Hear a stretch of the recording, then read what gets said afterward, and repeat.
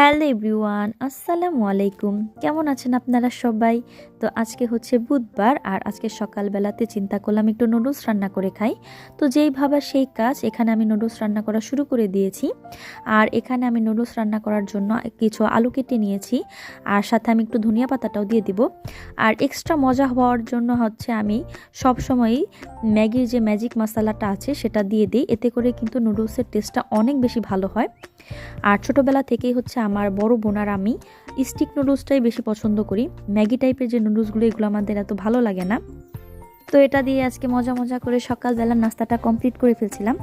আর আজকে সকালবেলার নাস্তাটা খাবার পরে বেশি দেরি না করেই হচ্ছে আমি দুপুরে রান্নার প্রিপারেশন নিচ্ছিলাম, কারণ বিকালবেলাতে আমি একটু বেরোবো। আর আজকে আমি রান্না করব হচ্ছে মাংস, আর হচ্ছে নদীর ছোট মাছ দিয়ে আলু আর বেগুন দিয়ে চচ্চড়ি। তো এখানে রান্না করার জন্য আমি সবগুলো উপকরণ কুটে বেছে নিয়েছি। তারপর একে একে হচ্ছে আমি রান্না চড়িয়ে দিব।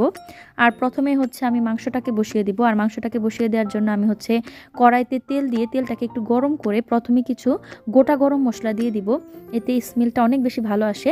আর এর পরবর্তীতেও আবার আমি হচ্ছে গরম মশলা একটু বেটে দিব, যেটাকে আম্মু আমাকে সবসময় প্রসেস করে দিয়ে দেয়, বেটে টেটে দিয়ে দেয়। আমি হচ্ছে যখন প্রয়োজন হয় তরকারিতে অ্যাড করে দিই। আর এখানে হচ্ছে আমি মাংসটাকে প্রথমে খুব সুন্দর করে কষিয়ে নিচ্ছিলাম। কষিয়ে নেওয়ার পর আমার যতটুকু জাল করার জন্য পানি দেওয়া দরকার সেটা দিয়ে আমি মাংসটাকে সুন্দর করে জাল করে তারপর নামিয়ে নিই। আর এখানে হচ্ছে আমি চচ্চড়িটা বসিয়ে দিচ্ছিলাম। আর আজকের চচ্চড়িটা হচ্ছে আমি হাতে মেখে করব। আর প্রথমেই হচ্ছে আমি আলু, বেগুন আর পেঁয়াজ মরিচের মধ্যে হলুদের ফাঁকি, তারপরে হচ্ছে ধনিয়ার ফাঁকি, আর হচ্ছে প্রয়োজন মতো লবণ দিয়ে ভালো করে এটাকে মাখিয়ে, তারপরে হচ্ছে মাছ আর তেল দিয়ে একটু আলতোভাবে মাখিয়ে পানি দিয়ে বসিয়ে দেব। তারপরে যখন বলক চলে আসবে তখন হচ্ছে টমেটোগুলো দিয়ে দিব, আর লাস্টে নামানোর কিছুক্ষণ আগে ধনিয়া পাতা দিব। তো এখানে আমি তারপরে গোসল করে খেতে বসে গেছি। আর প্রথমেই আমি হচ্ছে চচ্চড়িটা দিয়ে খেয়ে নিই, তারপরে হচ্ছে মাংসটা দিয়ে খাই। আর দুইটা আইটেমই মাশাআল্লাহ অনেক বেশি মজা হয়েছিল।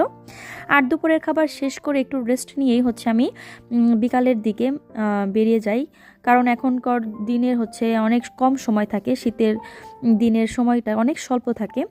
আর এই তো আমি চলেও যাচ্ছি। আর আমি চলে এসেছি ঝিটকা বাজার, আমার কিছু কেনাকাটা ছিল। আর এখান থেকে হচ্ছে আমি পাপোশ কিনবো, সেগুলোই আমি এই দোকানটায় দেখছিলাম, কারণ ওনাদের অনেক ধরনের কালেকশন ছিল। আর এখানে আইসক্রিম দেখে বারবার শুধু মনে হচ্ছিল একটা খাই, কিন্তু গলার যে অবস্থা, এর মধ্যে যদি আমি আইসক্রিম খাই আমার আম্মু তো আমাকে মেরেই ফেলবে। তো অনেক কষ্টে নিজেকে কন্ট্রোল করে নিয়ে আসি। এর মাঝে আমি অনেক কেনাকাটাই করে ফেলি, সব কিছু ভিডিও করা হয় না। বাড়ি আসার পর হচ্ছে আমি আমার জন্য একটা চিকেন ফ্রাই কিনে নিয়ে এসেছিলাম, তো সেটাই প্রথমে খেয়ে নিচ্ছি। আর এখানে হচ্ছে আমি একটা বক্সের সেট কিনেছি, একটার ভিতরে 3টা। এটা হচ্ছে RFL এর, খুবই সুন্দর দেখে আমার এতটাই ভালো লেগেছে। আর বাসার জন্য